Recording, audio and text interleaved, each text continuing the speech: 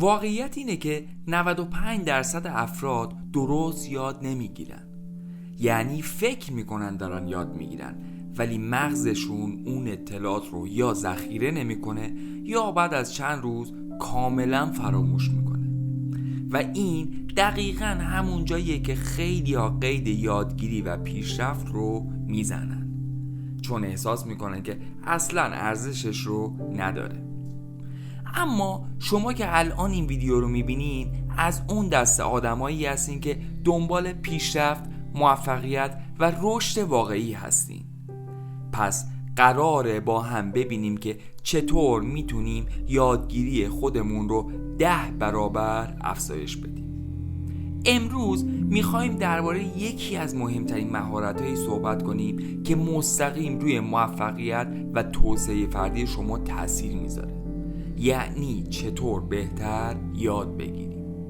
اگه شما هم عاشق موفقیت و پیشرفت هستین ولی گاهی حس میکنین که چیزهایی که میخونین یا یاد میگیرین سریع از ذهنتون میپره، این ویدیو دقیقاً برای شماست. با سلام و احترام خدمت همگی دوستان عزیز، مهدی مصلا هستم. من به افراد کمک میکنم دغدغه‌های زندگی و بیزینسشون رو حل کنن، پیشرفت کنن و به اون موفقیتی که مد نظرشونه بتونن که زودتر برسن.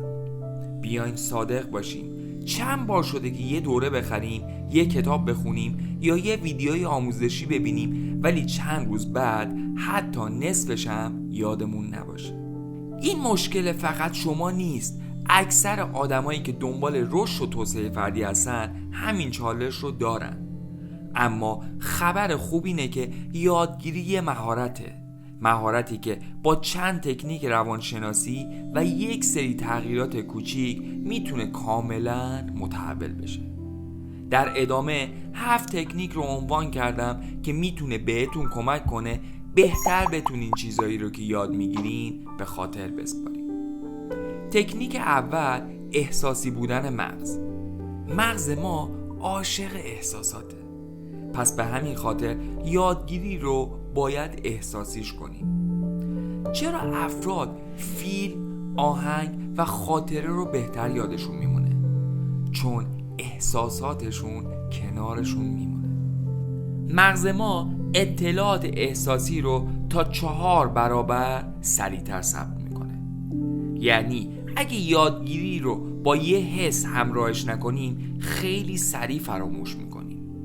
پس یکی از بهترین راه‌ها برای یادگیری بهتر اینه که اطلاعات رو به احساس وصل کنیم. مثلا یه مثال واقعی، یه تجربه شخصی یا حتی یه هدف مهم توی زندگیتون. میخوام یه مثال احساسی بزنم.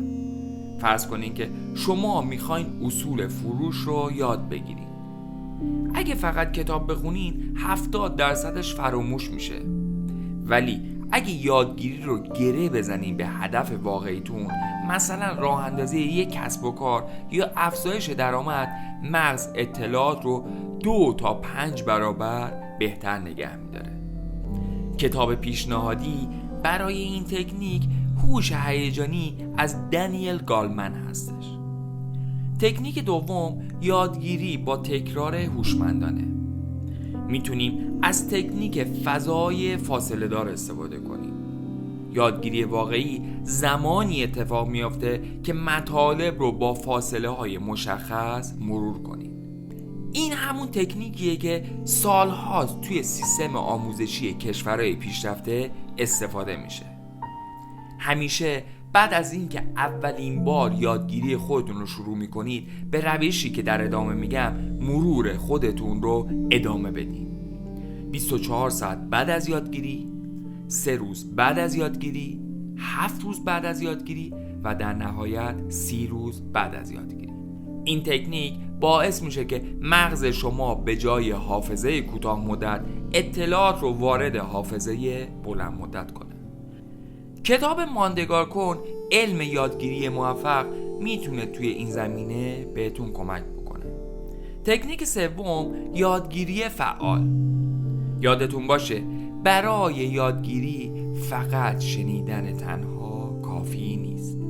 تحقیقات نشون میده که وقتی فقط گوش میدیم یا میخونیم نهایتاً 20% چیزا رو یاد میگیریم، اما وقتی موضوعی رو توضیح میدیم و یا به دیگران یادشون میدیم یادگیری به 90% هم میرسه. اگه بخواین اثر بخشی رو افزایش بدین میتونین خلاصه نویسی کنین، با زبون خودتون توضیح بدین، به یه نفر دیگه آموزش بدین یا حتی صدای خودتون رو برای خودتون ضبط کنین.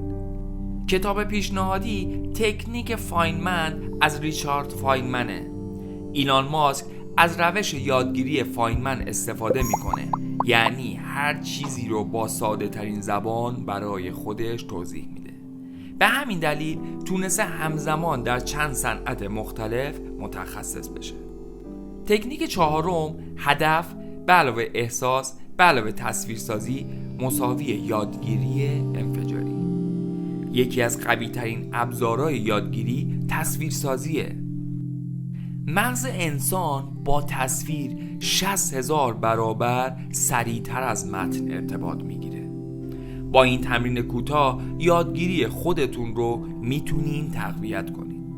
چشماتون رو ببندین و خودتون رو طوری تصور کنین که مهارتی که الان در حال یادگیری اون هستین رو دارین در بالاترین سطح استفاده میکنین. مغز شما نمیتونه بین خیال و واقعیت فرق زیادی بذاره و همین باعث تقویت یادگیری میشه.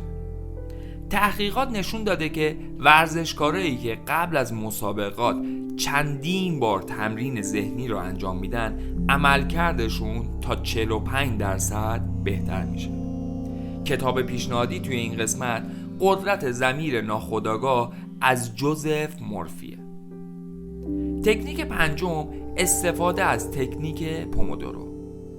مغز انسان تو بازه‌های کوتاه تمرکز بهتری داره. به همین دلیل استفاده از تکنیک پومودورو میتونه خیلی کمک کنه. پس مطالبتون رو در بازه‌های 25 دقیقه‌ای یاد بگیرید و بعد 5 دقیقه استراحت کنید.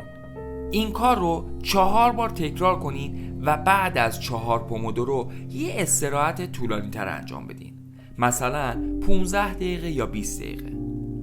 این تکنیک برای این فوق‌العاده است که از خستگی جلوگیری میکنه، تمرکز رو 2 تا 3 برابر افزایش میده و سرعت یادگیری رو افزایش میده.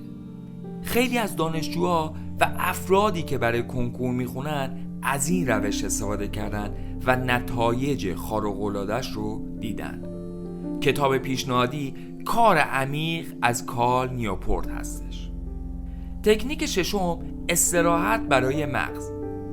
یادتون باشه مغز و حافظه بدون استراحت نابود میشه و این کار منجر به عدم یادگیری درست حسابی میشه. پس باید حتما به مغز خودمون استراحت کافی بدیم تا بتونه خودش رو ریکاوری کنه. برای این کار باید شبها خواب کافی داشته باشین و در صورت امکان یه چرت کوتاه در طی روز داشته باشین.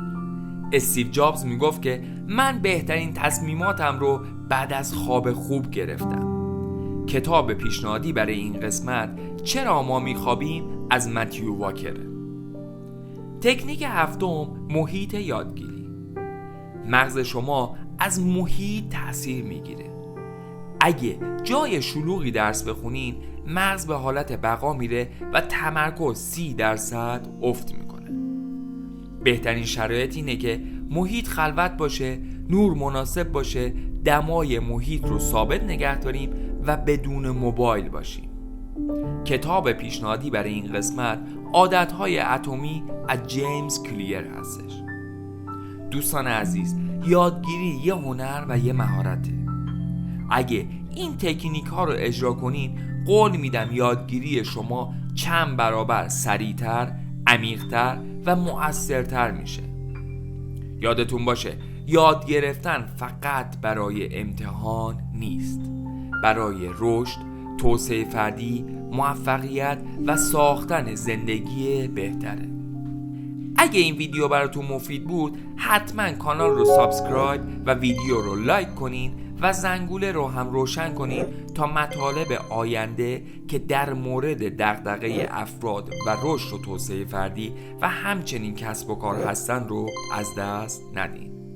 همینطور این ویدیو رو با دیگران هم به اشتراک بذارین تا همه بتونن از این نکات سود ببرن، چون ما قراره با هم به قوی ترین نسخه خودمون تبدیل بشیم و باور کنین که تازه اول راهیم.